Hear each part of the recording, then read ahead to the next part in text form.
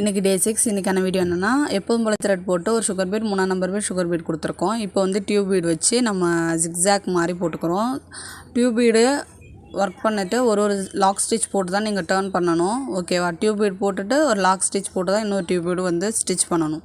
இப்போ இது எப்படின்னா ஒரு டாட்டாக வச்சுட்டு இதுக்கு இடுக்கலை இந்த மாதிரி நீங்கள் வேணால் மார்க் பென்சில் வச்சு டாட் வச்சுட்டு ஒர்க் பண்ணுங்கள். இதுக்கப்புறம் என்னென்னா சுகர் பீடு வச்சு அந்த கேப் ஃபுல்லாகவே நம்ம கொடுக்குறோம்.